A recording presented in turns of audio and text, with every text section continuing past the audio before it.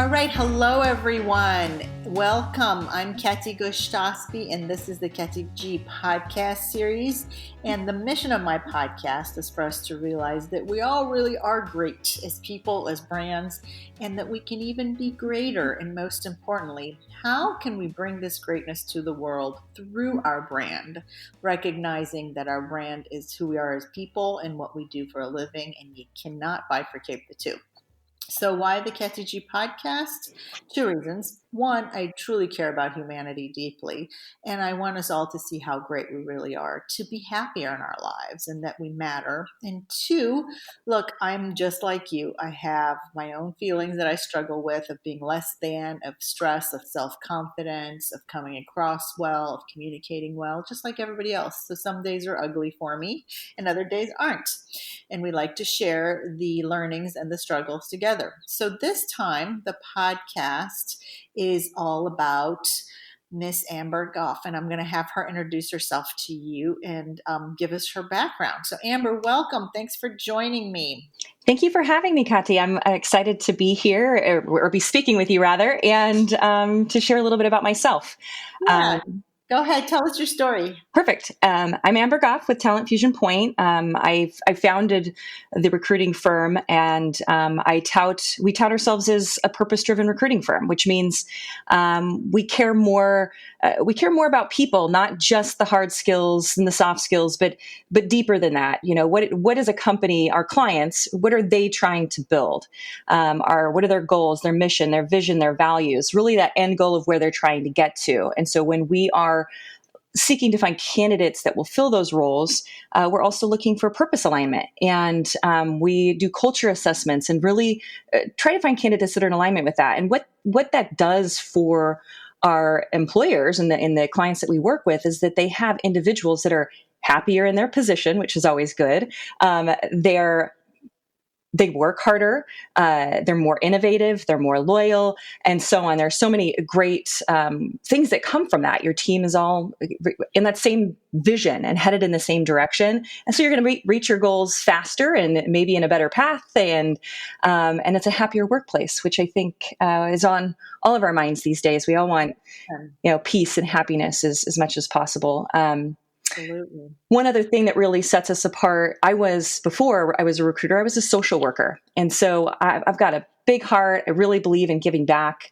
And we have a give back program. So when we do work with our clients and we make a placement, we give and donate a specific or a certain amount of the proceeds to the nonprofit of our client's choice.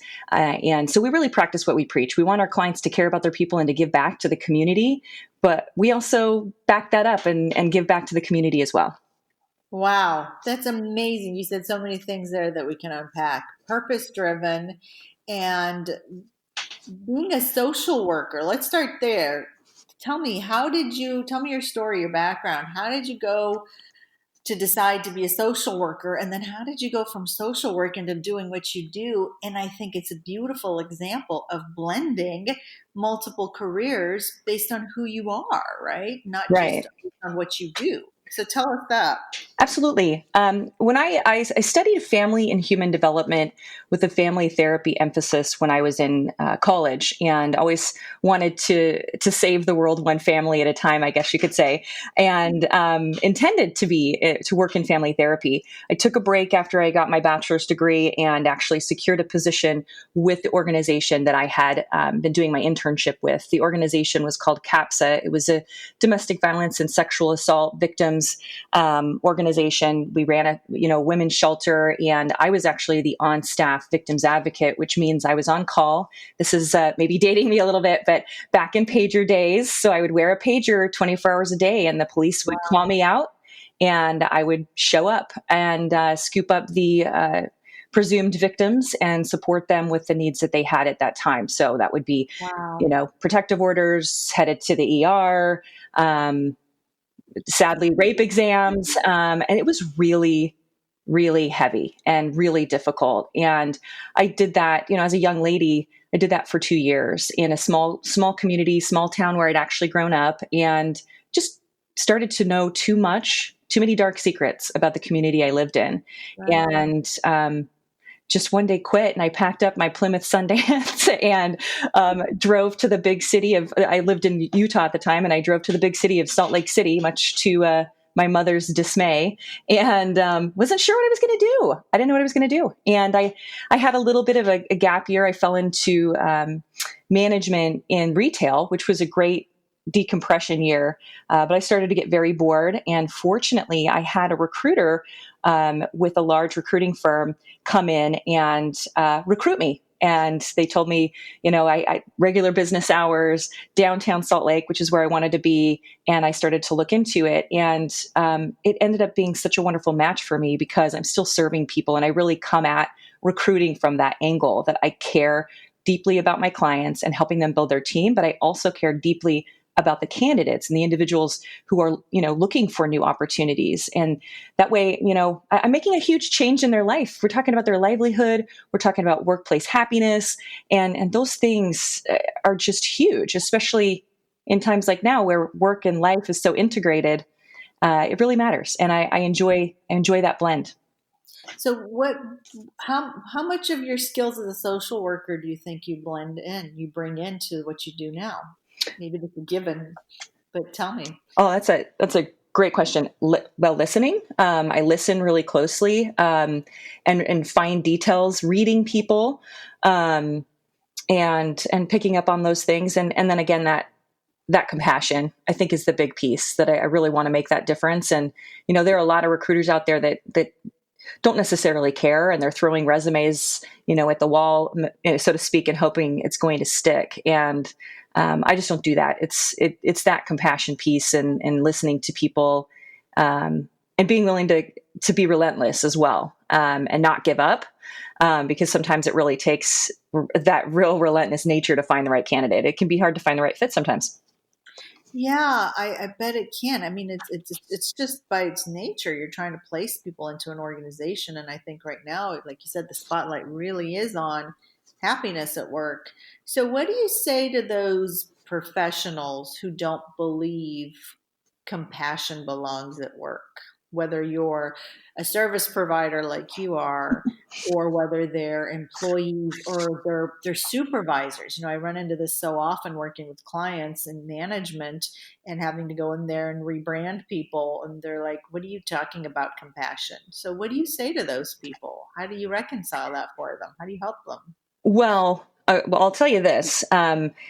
Studies show, Gallup, I actually just recently read a Gallup study that showed that massive amounts of people really care about having purpose in their work and making a difference in their work. And you can't, that goes hand in hand with compassion. And if these younger generations of employees are wanting more than just a paycheck, they want to, make that impact. The one person in the workplace who can really make that connection of purpose and make a difference for them is going to be the management team and their leaders. They're in that position to really present that purpose, if you will, and they've got to care in order to do that. So, and like I said, it really inspires greater loyalty, hard work, and innovation. And what company doesn't want that? Right. And you're so right. People walk around all the time these days going, oh, we care, we want purpose, we are all about our values.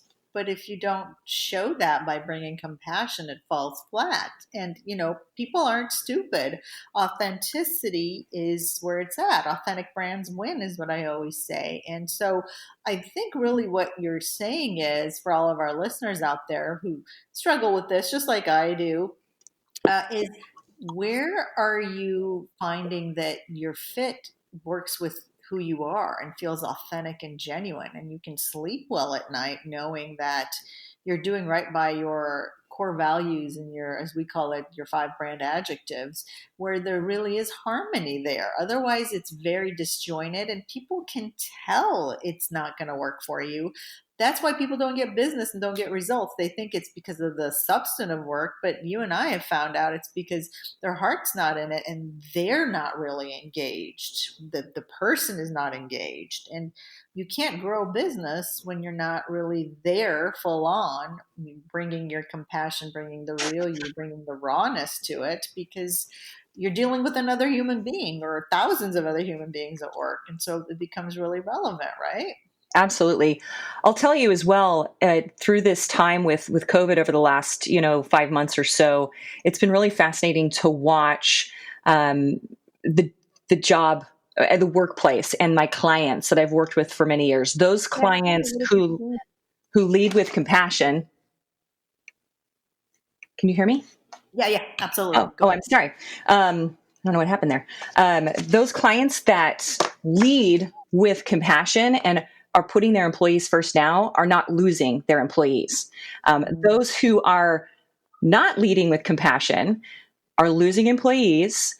They are at greater risk for lawsuits, and who wants that? So, truly compassion, and what I mean by that is really showing up for them. Everyone's going through a really difficult time right now. We're under a lot of pressure. It's just an intense time, and if they really put their employees first, I've had clients who completely put all of their hiring on hold and said, you know what matters most is that we wrap our arms around our current people and make sure they and their families are all doing well. We don't need to be adding a lot more people to the team if our people that we already have aren't happy and doing well. And that prioritizing is huge. So, what advice do you give people for unearthing their compassion? Oh, that's a great question. On unearthing it.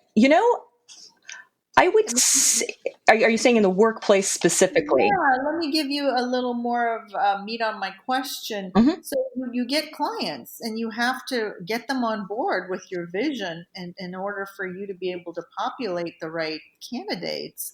And I'm sure not all of them are as compassionate as they could be, but they must believe in it at some level because they're hiring you to find that perfect candidate for them. So how do you really help them dig deep and bring their compassion to the table? Because it's a new thought for most employers and most management. They've never had to go there. It's always been about deadlines and producing results. And so it's a different way of seeing things. Right. I would say number one, it's communication and talking to your people, and very specifically in surveys, giving them the opportunity to say what they need to say. What do they need? How are they doing? We very actively do culture assessments with our clients, and in those culture assessments, we unearth a lot of really interesting things. We've had clients be very shocked by the responses in terms of what the candidates or their employees really care about, what makes them happy, why they stay. And so there's some really powerful storytelling that comes out of that we can utilize in our recruiting. But then there's also interesting things that will come up and pain points and things that they need to work on as a company. So it gives them the opportunity to then address those. Now, if you do nothing with it obviously you can survey all day long if you're not willing to actually make some change if necessary. But it helps them lean into those values that are present, that the employees are loving, and it also gives them the opportunity to make those changes. So communication, surveying, and I say frequently, not just once a year at their review and say, how are you doing? I'm talking frequent, talking to your people on the spot, how are you doing? But then also those deep surveys where you can unearth more information. Yeah, I find surveys are so important. In my work with clients, I'm always having surveys get done for people to understand how their brand is coming across with other people. But I find the reason why people avoid surveys is because they don't want to know the truth, right? Whether Right. it's at work or I don't want to know what my employees really think because, gosh, then it will hurt, one, and two, then I will have to do something differently because I have been put on notice, right? Mm-hmm. And change is hard for people. So I really value the fact that you bring that to light and really not force people. You don't sound like that's the kind of person you are. I know you, and I know that's not who you are. With compassion, really bring them to see the value of input. And it really is a function of seeing employees as human beings, right? That Right. everyone has an opinion and an experience, and it's going to be different than the next guy. And we should know all these experiences in order to what?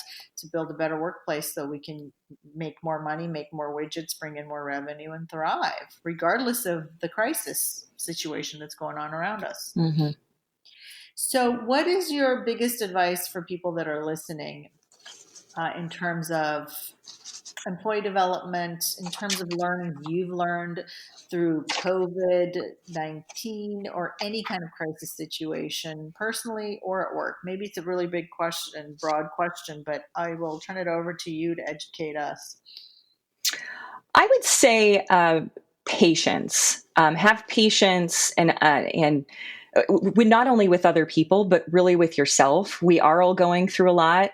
We're not going to be perfect. It's going to be a little bit messy, and having that patience and self compassion, and take the time if you need to. If you need a mental health day or a mental health minute, if you need to stop for a moment and meditate, take that time that you need so you can come back, circle back, and be, closer to 100% at performing.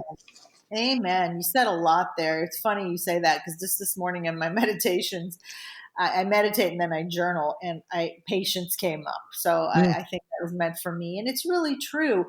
In any time in life, we're not very patient as a society, right? Because there's so many things hurling at us, and so much data and information. And then, when we were traveling, I remember when I was traveling constantly, like there was no time to be patient. You had to catch the flight and catch the cab and catch this and that.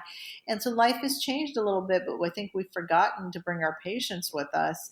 And then the self-compassion and self-care, so important. I hope for all our listeners, don't listen to me when I say it, listen to Amber. It truly is taking that time for yourself. You cannot be a good employee if you're not good to yourself. You cannot take care of other people and do your job well if you don't feel like you are a good vessel for that kind of work and results to come from. So what do you do for self-care and to take care of yourself and cultivate patience, Amber? I love meditation, as you'd mentioned. Yoga, I've become, that's something I've discovered over the last 5 months. I never thought I would love yoga. I'm more of a kickboxing kind of brute strength kind of girl. And I'm not flexible, and I assumed that yoga was more about flexibility, but I've learned that it's not. There's so much more to it. And there's so much breathing and strength and mindfulness around yoga that I'm completely obsessed with it now. And that if I'm feeling, like I said, if I'm feeling like, oh, I'm not giving 100%, I'm not feeling motivated, I just don't feel good and up, I'll even stop and do a quick 10-minute yoga session just to get that oxygen to my brain, to wake up my body, get those positive endorphins. I do a lot of journaling, spending time with my family, my children, and playing. Just play, allow myself to play and be silly and not lose that, because that is so centering and so important. So those are the primary things. Good stuff. Something that everyone can get something from that list. You don't have to do it all. I do a lot of that, but you don't have to do all of it. And again, that goes back to self-compassion, right? There are days where I just don't feel like doing anything like that, and I'm very hard on myself. I'm guessing you are too, because we're top performers and high achievers, and we are hard on ourselves. But those are the days where you're like, you know what? I know what really works for me, and today I'm just not feeling it because it's not going to work for me today, and that's okay too. But take something off of that list and implement it. Amber and I both use the same app. Here's a free plug for Peloton. Yep. They have a great app. That's where we discovered we're using the same app for those 10-minute yoga classes. You can do 10 minutes of anything on Peloton. So I get nothing for saying that for Peloton, but I think good tools should be shared with people because they work. And if they work for me and Amber, they may work for you. So the audience. So great tips. And now let's switch to the part in our podcast where the viewers really get to learn from your learning. Okay. So here's where I asked you to come to the table with something that's been taking up space in your mind and your thoughts, or some issue you're challenged with, and we'll brainstorm through, and I'll coach you through it. So what you got on your plate that'll allow the audience to learn from your ability to learn? I'm excited to do this. So thank you for this opportunity. I have, as I mentioned, I have kids. I have a large dynamic family. My husband's active duty military. So there's a lot going on just in my personal life. And with him being active duty military, I've had to be very agile. And so scaling and really building out a robust team, as it has been very intimidating for me, and hard to wrap my head around. And I felt like, oh, I just really probably shouldn't do that. I've already got a big family I got to take care of. And because, growing and scaling a business, and we've talked about values and purpose alignment and all of that, I would do it very deeply and intentionally, and I would care deeply about a team as I would build that out. And so I've been very hesitant to do so. As it sits, the people I do work with and support me are very part-time, very kind of minimal. But in order to really grow as a business, I need to scale and build out a team.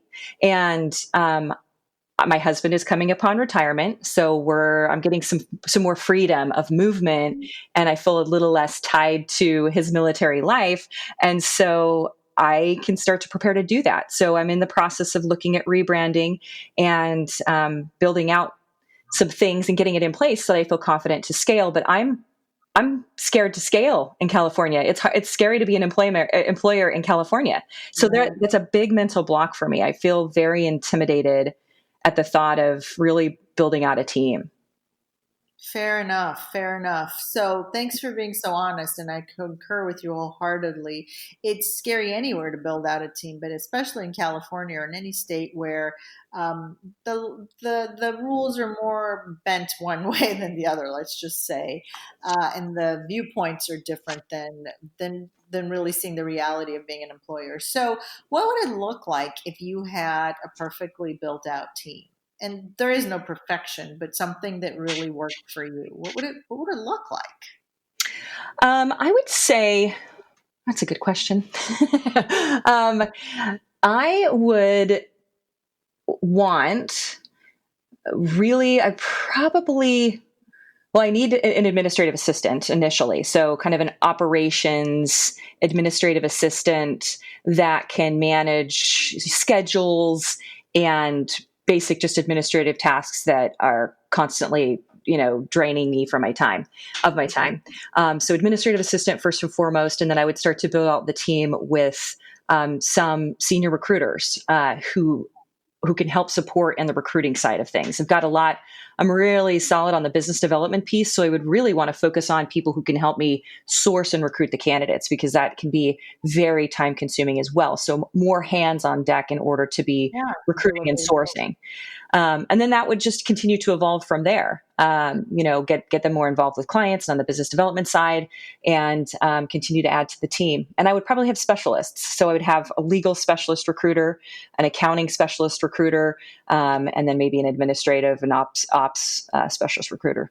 Wow, you are so clear. I love it. So write that down for yourself, an admin person for sure. And everyone needs one of those.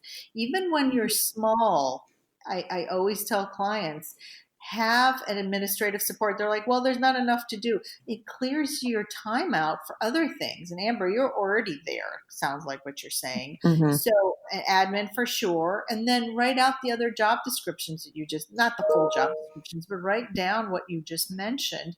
You're very clear on this, Amber. So then the next question becomes, what's holding you back? But I don't want you to answer that question. I want you to really look at the end result of that. The end result of that would be that you're super successful. And what I've discovered is that we're not afraid of failing by scaling. Ooh, I rhymed. We're afraid of being super successful. And Marianne Williamson, one of my favorite authors, says it. It's not our darkness that we're afraid of. We're afraid of our light and our success. So what would it look like if you have those people in place? And we'll take baby steps, one admin part-time and two specialized recruiters, say part-time. Mm-hmm. What would your success look like there? And why can you not embrace that? And why are we fearing it? And what you're going through is exactly what other people go through, what I go through. So it's not just you, but it's a question that I ask you, and I want all of us to sit in. What would it look like if I was super successful with exactly this kind of scaled operations and an intentional plan to scale more? And what about that success do I fear? It's exciting actually to think about what it would look like, because then I would be able to really practice deeply what I preach in terms of that culture piece. I'd be able to build out that culture and create a culture for me and my company, which would be so much fun. And I really see it being a close knit, fun group that we're working hard. We're serving more clients because there's greater bandwidth. And I would be able to actively actually provide that workplace happiness that I talk about. Wow, I'm excited hearing you talk about it. You just sound so happy when you talk about it. So, yay, it should be exciting. I want you to carry that excitement with you rather than the daunting part of the hows. Don't look at the hows of how it's going to get done. Just stay with that excitement of it. And then the next part of it is what's there to fear then if you have that excitement around it? What's so daunting about it? I believe it's somewhat of a uh, fear of. Sorry, I'm trying to find the language around it. It's Go ahead. sort of a scarcity mindset thing in a way, where it's like, okay, wait, if I do this, what if some of these what if the economy just completely smashes and goes insane, and I can't support that team, and then the team falls apart, or I have to let people go, or so the fear of not being sustainable. So it's those what ifs, rather than jumping into it and saying we're going to make it work. Here we go. Yeah, and your what ifs are fair, they're legitimate. However, the upshot is the upshot. What if those things don't happen? Or what if the economy does what it's going to do? Because, as I always tell my clients, we can't control external circumstances. The only thing we can control is who we are and our brand and how we choose to show up and how we intentionally build a plan around us and our strengths and our story that is going to serve our purpose in the world and move the world. You got that. You and I established that. We worked together and built that. So the next step is naturally moving forward with that and expanding that so that you can then utilize that brand presence and what you called really getting out there and doing your thing regardless of what the economy does. Otherwise, what's going to happen? The alternative is what? We all know the answer to this. We're just going to sit and wait. And then that feels very disempowering. And guess what? What happens is what I see is then clients aren't even doing the part that they were already doing well because that literally the picture of putting your foot up and waiting for that other shoe to drop feels awful. And it's very paralyzing. Am I making sense? Yes, definitely. Definitely. And, it's interesting. You said, look at the end result. And last time I met with you, you had mentioned to me, where do you see your business in a year from now, and then work back from there? And it's interesting to think about the end result. And you mentioned write up the job descriptions. And that just made me have a complete aha moment. How could I even be watching? What if the perfect person comes by tomorrow and I meet them, that would be a great team member, and I'm not even watching for them because I have no idea what I need. And Oh, I know. so I need to get that. I need to have some job descriptions, and really wrap my head around what I would want that to look like, so I can be watching for that person. Absolutely. Without knowing what you want, we can't get the end result. Let's make it really simple and something we all identify with. Dating, right? Hmm. If you're looking for Mr. or Mrs. Right, you got to know what you're looking for. Otherwise, everyone either looks good or everyone doesn't fit the bill. Or you're just not even sure where to look and you don't even see the possibilities. So that is a great first step. You sound so excited when you're talking about all this now, over the course of our dialogue over it. So make sure that you do take that action step, Amber. Sit down, write the job descriptions as detailed as you want, but really I encourage you, the star is what's called sky's the limit. Do whatever you want, write it out exactly as you want. Don't hold back and say, oh, that one person can't do all that, or that one person can't possibly exist. I mean, you're married, you love your husband. Think about that. You probably would have never thought that you would have met someone that would have fit the bill the way he does after all these years of you being married and having a family. I'm choosing that as an example, but it does exist because we have to use our imagination and create it for ourselves. And you hearkened to that earlier when you said how you self-care is by hanging out with your family and having fun. That requires, you have a toddler. That requires getting down in the dirt and just being yourself and using your imagination and having fun. So do the same thing, apply the same rules to this exercise of creating the job descriptions. Have fun with it. Don't hold back. Don't put any limits, unless you're asking them to scale large buildings, which only Superman does or Spider-Man does. I got to get my characters correct from Marvel. But, make sure it's doable, but don't hold back and see where that takes you, and take small baby steps, and do not worry about the house. It will work itself out, but you've got to grow. Otherwise, you stagnate, and then you're not helping as many people as you want. And I think you're remarkable for that. You do really have such vision and such heart and such clarity, and you should be helping as many people as you can. And that does mean growing and scaling and actually then putting that vision together for what that could look like, but staying flexible, Amber, and for all of you listeners. It may not look exactly the way you write it out in that job description or that we just talked about right now. That's okay. Nimble brands win. We've got to be flexible and pivot. And but having a starting point and having a path. I always say, if you're going down a path and you get lost or you decide to meander, that's fine.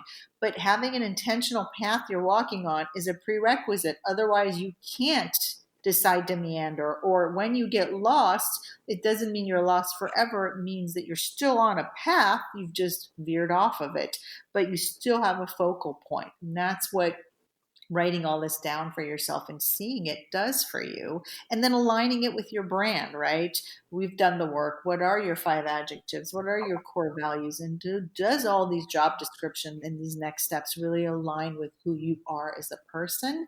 If the answer to that is yes, then you can then sit back and just look for it and it'll show up. Does that make sense? Yeah, absolutely. I love it.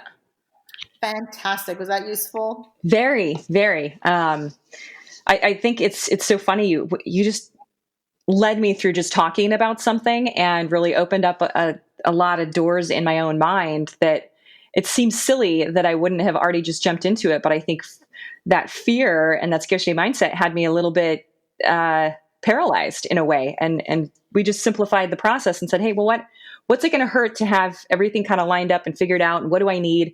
And it will naturally start to head that direction, I think, because I'm forward thinking as opposed to like, nope, I'm just stuck here in this little box. It's getting out of it and getting beyond myself. And I really appreciate that. Oh, absolutely. You said it so well. There's nothing more I can say to enumerate that. You're welcome. Thank you. I always have such deep respect and admiration for all my clients and all the guests on this podcast who take up the opportunity of part 2, really, of getting coached and having these insights and sharing them with others, because you're a rock star. It's about being vulnerable and learning, but about sharing that wisdom with others that helps others. So thank you, Amber. And let me know once you implement it. We'll see where it goes. You got it. So anything you want to leave us with before we get off the air? Just thank you so much. I appreciate this opportunity. And again, I would just reiterate, be patient. Times are tough. Be patient with yourself. Be patient with the people around you. Find your joy and make sure you take time to take care of yourself. Wonderful. That's such good advice. Amber, if people wanted to get hold of you, how could they do so? Can you give us your website information or whatever information you want us to find you at? Sure. It's talentfusionpoint.com, all 3 words spelled out. And my email is amber@talentfusionpoint as well. Fantastic. Thank you so much for joining us, Amber. Thanks to all our listeners. We hope this content was useful to you. Remember, you matter, your brand matters, and learning from others is a great way for you to discover your next steps, your purpose, and to take your greatness and bring it out into the world. If you find this content was useful, please share it with others, help others. As the saying always goes, when you're climbing the ladder, don't pull the ladder up behind you, take others with you. And until next time, thanks for joining me, Kati Gough.